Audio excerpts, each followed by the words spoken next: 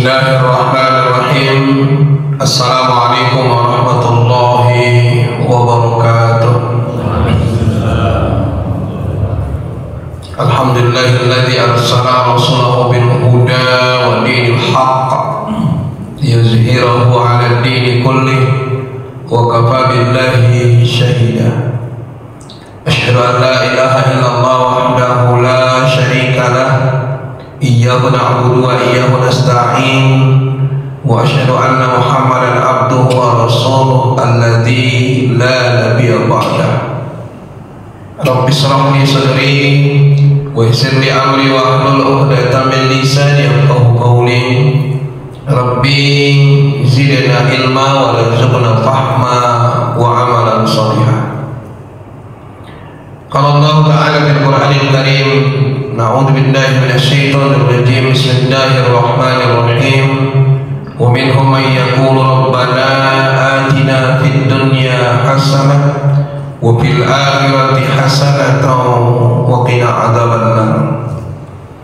Qala Nabi sallallahu alaihi wasallam fi kitabil hadis an Abi Hurairah radhiyallahu anhu qala qala Rasulullah sallallahu alaihi wasallam, haqqul muslim ala muslim sittun, idza laqitahu fasallim alaihi wa idza da'aka fa'ajibhu wa idza tansahaka fansahhu wa idza atasa fahamidallahu wasmidhu wa idza marida fa'udhu wa idza mata fattaba'hu.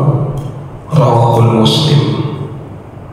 Sadaqallahul azim wa sadaqa rasulun nabiyul karim wa ala dzalika minasyahidin wasyakirin. Bapak Ibu yang dimuliakan Allah Subhanahu wa taala, puji syukur kita pada Allah. Alhamdulillah, setelah 10 tahun saya tak kemari, baru kali ini lagi lah ya Allah. Dulu masih mushola kecil-kecil ya kan. Sekarang begitu hadir, Masya Allah, sudah begini megah. Mudah-mudahan bisa terus Bapak Ibu hidupkan ini masjid, tidak hanya sekadar berdiri tapi dihidupkan, terutama dengan majelis-majelis ilmu, itu jauh lebih bermanfaat. Begitu juga salam dan salam kita hadiahkan ke junjungan alam ruh baginda Rasulullah sallallahu alaihi wasallam. Allahumma shalli ala sayyidina Muhammad wa ala ali sayyidina Muhammad.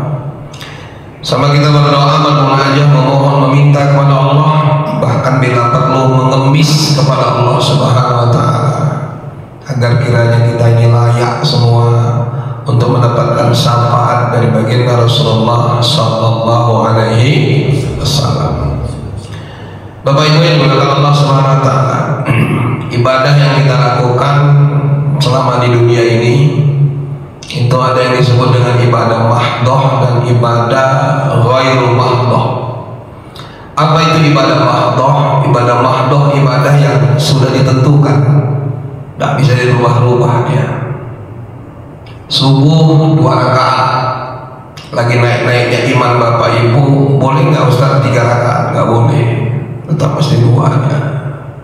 Ya, saking banyaknya duit Bapak Ibu bisa melaksanakan ibadah haji tiap bulan. Boleh nggak ibadah haji tiap bulan? Nggak boleh. Ya, tetap setahun sekali. Itu pun yang bisa berangkat setahun sekali. Kalau nggak yang punya KBIH, itu orang-orang dari Kemenang, itu aja. Kita macam mana kaya pun nggak bisa tiap tahun berangkat, pasti akan diseleksi juga. Karena peraturan pemerintah mulai 2016, siapa yang sudah berangkat haji hanya boleh mendaftar 10 tahun lagi. Nah, itu bukti betul-betul dijalankan ibadah mahdoh. Puasa, Ibu punya program diet, boleh nggak puasa Ramadan tiap bulan? Nggak bisa. Setahun hanya bisa 30 hari paling banyak. Ya, lebihnya tidak dikategorikan puasa Ramadan. Itulah yang disebut dengan ibadah mahdoh. Beda dia dengan ibadah ghairul mahdoh, ibadah yang tidak ditentukan waktunya, tidak ditentukan jumlahnya, tidak ditentukan tempatnya. Kapan saja kita bisa melakukannya, berapa saja jumlahnya, tidak dibatasi. Ya. Jadi Bapak Ibu yang Allah Subhanahu wa taala, kita tidak terlepas dari ibadah yang dua itu. Nah, Bapak Ibu, Ibu Allah Subhanahu wa Ta'ala, yang ingin saya sampaikan pada kesempatan subuh kali ini masih berkaitan dengan ibadah ghairullah, ibadah yang tidak ada ketentuannya, tapi mesti ada aturan-aturan di dalamnya.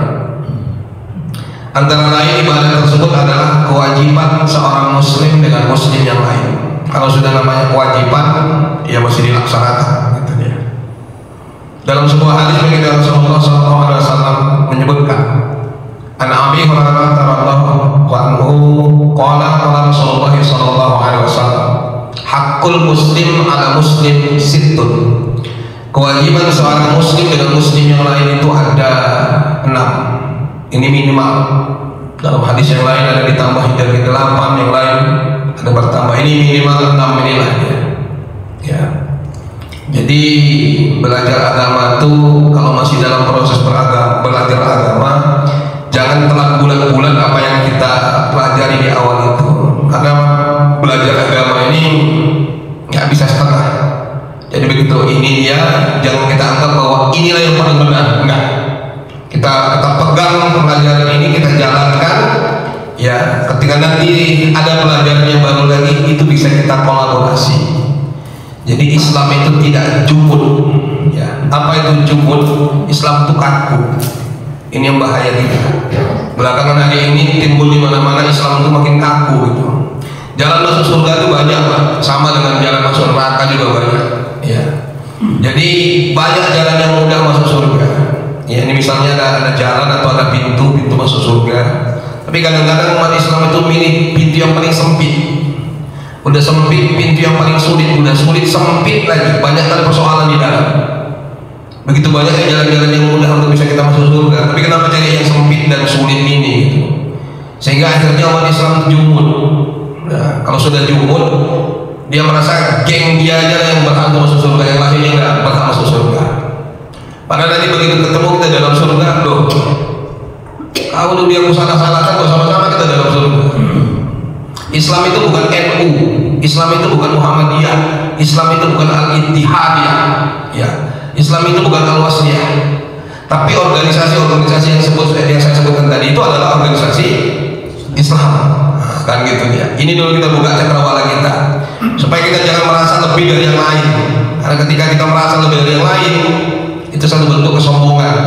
Dan akhirnya kita mencari jalan yang paling sulit untuk masuk ke dalam surga. Ya. Nah, Bapak Ibu yang Allah Subhanahu wa Ta'ala, apa itu yang 6 kewajiban seorang muslim yang satu dengan muslim yang lain? Pertama, kata baginda Rasulullah sallallahu alaihi wasallam, "Idza laqitahu fasallim alaihi." Kalau ketemu ucapkan salam. Tuh dia. Asal sepanjang dia beragama Islam, masih dalam naungan kalimat la ilaha, saudara kita gitu. Ini karena beda bendera, beda bentuk pakaian, kalau nganggap dia bukan bagian kita, wah sombong betul gimana Islam ini gitu. Kita nggak begitu. Sampai ada semalam jemaah bertanya, tapi dia nggak tahu, dia tidak sebutkan dia jemaah dari mana. Tiba-tiba dia WA saja saya, Ustaz, bagaimana status seorang makmum yang muparokoh? Muparokoh itu artinya keluar dari niat berjamaah, Pak. Ya, muparokoh karena dia menganggap tidak sejalan dengan imam. Imamnya pakai celana, ya dia pakai jubah. Loh, kalau gitu dia pergi aja lah ke Mekah, saya bilang. Ya, jadi Mekah mayoritas orang berjubah gitu. Ya, kita di sini kalau boleh kita bilang, pergi kita ke tanah Jawa, rata-rata orang pakai sarung gitu. Ya. Perintahnya ketika kita sholat itu tutup aurat. Gitu. Teknis tutup auratnya itu masing-masing. Kadang-kadang kita merasa satu hal itu sunnah, gitu. Tapi yang lain kita tidak begitu gitu. Contoh misalnya, ya, saya tidak menafikan yang lain. Ada yang namanya isbal dalam berpakaian, menaikkan sedikit di mata kaki. Ya, kita tidak nafikan itu hadis, tapi jangan setengah-setengah memaknainya. Jangan lalu ketika ada orang yang meletakkan kainnya atau celananya di bawah mata kaki, lalu kita katakan katakan dia kafir, lalu kita katakan dia sesat. Nah begitu cara-cara berpikirnya, ya. Jadi Bapak Ibu yang berdoa Allah Subhanahu Wa Taala, ketika ada komandan dalam sebuah hadis itu tidak bisa satu atau dua, banyak hadis itu yang salah kita. Begitu dapat satu, itu kita telan bulan-bulan itu yang saya maknakan tadi. Akhirnya kawan tadi mau parokok. Lalu jemaah tadi bertanya, bagaimana hukum sholat